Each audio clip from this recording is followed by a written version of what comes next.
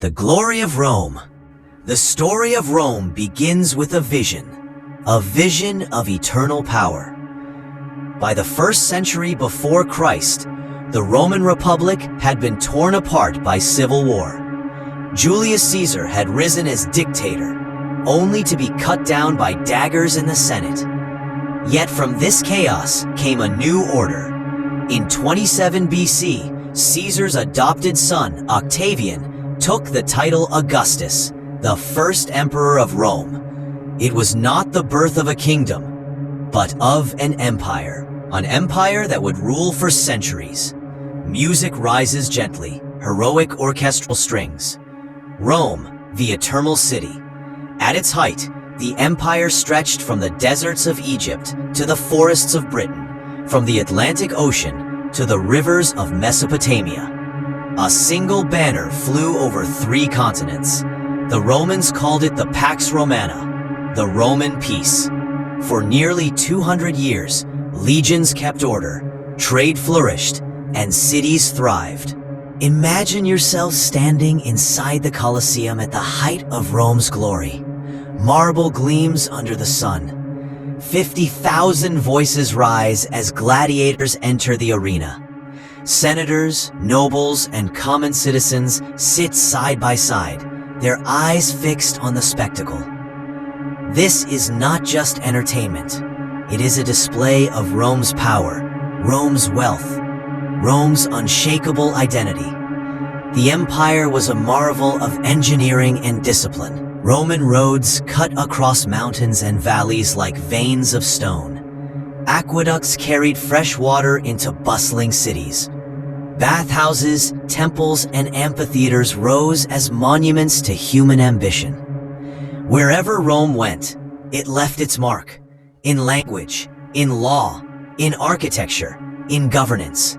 Rome was not simply a place, it was a way of life. The empire was also a machine of conquest. Its legions were unmatched in discipline and organization. Soldiers trained to fight in formation, shields locking together like iron walls, spears and swords striking in perfect rhythm. They marched from one end of the empire to the other, carrying not just weapons, but Roman authority. Every province conquered meant new wealth, grain from Egypt, silver from Spain, spices from the East. But behind the marble and gold lay shadows. To maintain its vast borders, Rome demanded heavy taxes and endless soldiers. Conquered peoples were forced into service. Slavery fed the empire's economy. Senators schemed for power. Generals dreamed of crowns. The greater the empire became, the more fragile it grew. Yet for now, Rome stood supreme. The Mediterranean was no longer a sea of rival nations. It was Mare Nostrum, our sea. Trade ships carried goods to every corner of the empire. Philosophers debated in forums. Artists and poets celebrated Roman greatness. And in the east, the city of Constantinople was rising, destined to become a second Rome. This was the world into which emperors like Trajan, Hadrian, and Marcus Aurelius ruled. Trajan expanded the empire to its greatest borders. Hadrian strengthened and defended them, leaving behind walls that still stand in Britain today. Marcus Aurelius, philosopher and emperor, wrote of duty, honor, and mortality, even as Rome faced new storms on the horizon. The empire was powerful, but it was not eternal. Beneath the triumphs, cracks were beginning to form. Corruption spread through the Senate. Wealth divided rich and poor. Enemies pressed against the borders. The glory of Rome shone brightly, but shadows crept closer with each passing century. Rome had conquered the world, but could it conquer itself? The seeds of decline had already been planted, and soon, the eternal city would face its greatest test. Every empire believes itself eternal, yet history whispers another truth. Greatness carries within it the seeds of its own destruction. For Rome, the signs were already there, hidden beneath the marble, lurking in the shadows of power. By the 3rd century after Christ, the Pax Romana was a fading dream. The empire had grown too vast, stretching from the sands of Africa to the misty isles of Britain. Governing such distances demanded wealth. And that wealth came at a cost. Heavy taxes crushed farmers and merchants. Inflation devoured coinage. Gold was drained to pay soldiers and to bribe enemies at the gates. The denarius, once pure silver, became a worthless shadow of itself. Corruption seeped into the Senate, where once orators debated the future of Rome. Now greed and self-interest reigned. Governors exploited provinces. Bribes bought titles. Justice became a commodity. For the poor and enslaved, Rome's promise of peace felt like a distant lie. And then came the emperors. Dozens rose and fell in quick succession. Some ruled for months, others for mere weeks. Assassinations became routine. The imperial throne was no longer a symbol of stability. It was a prize in a bloody game of survival. This chaos came to be known as the crisis of the 3rd century. Between 235 and 284 AD, more than 20 emperors claimed the throne. Few died of natural causes. Civil wars erupted as generals turned their armies against one another. Provinces broke away. The Gallic Empire in the west, the Palmyrene Empire in the east. Rome, once united, was fracturing from within. And yet, there were moments of recovery. Emperors like Diocletian tried to restore order. He divided the empire into east and west, creating 2 seats of power. It was a desperate attempt to govern a realm too vast for one man. But division, once begun, is hard to reverse. Though the Eastern Roman Empire, Byzantium, would endure, the West was weaker, poorer, and more exposed to attack. The army, too, had changed. Rome's legions, once citizens of the empire, were increasingly filled with mercenaries from beyond its borders. Germanic tribes who once feared Roman steel now served as its defenders. Loyalty shifted not to Rome, but to gold. And when the gold ran out, loyalty vanished. Religion too was transforming Rome. In the 4th century, Christianity, once persecuted, became the empire's official faith. Temples of Jupiter fell silent as churches rose across the land. For some, this was a new source of unity. For others, it fractured the empire further, dividing pagans and Christians, heretics and the faithful. The seeds of decline had been sown. Economic collapse, corruption, endless civil wars, reliance on foreign soldiers, and a spiritual transformation that reshaped its identity. Rome was still vast, but it was no longer invincible. The wolves were gathering at its gates. The seeds of decline had been sown. Economic collapse, corruption, endless civil wars, reliance on foreign soldiers, and a spiritual transformation that reshaped its identity. Rome was still vast, but it was no longer invincible. The wolves were gathering at its gates. The barbarian invasions. For centuries, Rome had guarded its borders with iron and discipline. Beyond the empire lay the world of the so-called barbarians, tribes who lived in forests and plains, far from Roman cities of marble and stone. To Romans, they were outsiders, dangerous and uncivilized. But in time, these outsiders would bring the empire to its knees. The 4th and 5th centuries were an age of migration. Pressures from the east, wars, famine, and above all the advance of the Huns drove entire nations westward. Goths, Vandals, Franks, Saxons, and Lombards pushed toward the Roman frontier, seeking new lands and safety behind Rome's walls.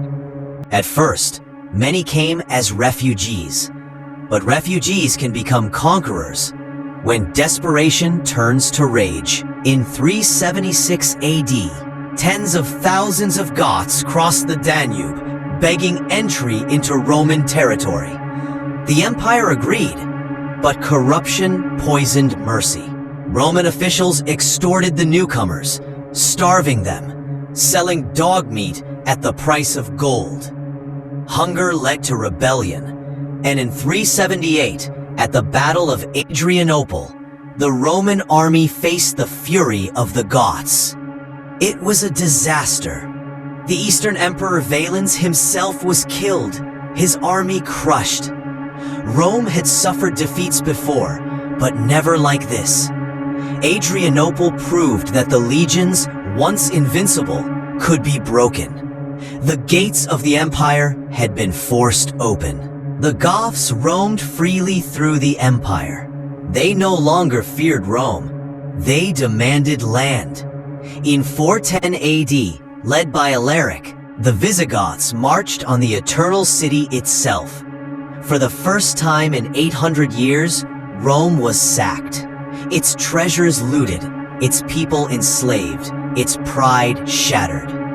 The world watched in disbelief. The empire that claimed to rule forever could be brought to ruin. Other tribes followed. Vandals crossed into North Africa, seizing Rome's breadbasket.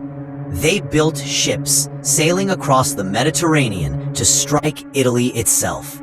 In 455, they plundered Rome with ruthless efficiency. So complete was their destruction that their name became eternal: vandalism. Then came the Huns, fierce warriors from the steppes, led by the man the Romans called the Scourge of God, Attila. His horsemen swept across Europe, leaving smoke and fear in their wake. In 451, they clashed with a Roman Visigothic alliance at the Battle of the Catalonian Plains. It was one of the bloodiest battles of the ancient world. Rome survived, but barely. The Huns had proven that even with allies, Rome could not stand alone. The Western Empire, once the master of the world, was now fighting for its life. Its armies weakened, its cities sacked, its provinces slipping away. By the mid-5th century, barbarian kingdoms were rising on Roman soil. The Franks in Gaul, the Visigoths in Spain, the Vandals in Africa. Rome was no longer a conqueror. Rome was the conquered. The invasions were more than battles. They were the reshaping of Europe. The old world of empire was dying. A new world of kingdoms, tribes, and warlords was rising. And soon, one Germanic leader would take the final step, ending the Western Roman Empire forever. Romulus Augustulus and Odoacer. By the mid-5th century, the Western Roman Empire was a shadow of its former self. Its armies were broken, its treasury drained, its authority reduced to fragments. The provinces that once fed Rome's glory now slipped away into the hands of barbarian kings. Only Italy remained, clinging to the illusion of empire. And at the center of this fading world was a boy. In 475 AD, a child barely in his teens was placed upon the throne of the Western Roman Empire. His name was Romulus Augustulus, a name heavy with symbolism. Romulus, like the mythical founder of Rome. Augustus, like the first emperor. But this boy was neither a founder nor a ruler. He was a puppet. Behind him stood his father, Orestes, a general who had seized power. Orestes crowned his son emperor, but true authority rested in his own hands. Rome's throne had become a prize for ambitious men, not a seat of lasting power. Romulus was emperor in name, but in truth, a child caught in the currents of history. At the same time, another figure rose, Odoacer, a Germanic soldier of fortune, commander of troops who had long served in Rome's armies. His men demanded land in Italy as payment for their service. Orestes refused. With that refusal, rebellion began. In 476, Odoacer marched on Italy. Orestes was captured and executed. His boy emperor, Romulus Augustulus, was spared, not out of mercy for Rome, but perhaps because of his youth and helplessness. Odoacer saw no threat in a child. Instead, he took what the boy symbolized, the imperial insignia of Rome. On the 4th of September, 476 AD, Romulus Augustulus was officially deposed. No armies fought for him. No senators rallied to defend him. The end came quietly, almost silently.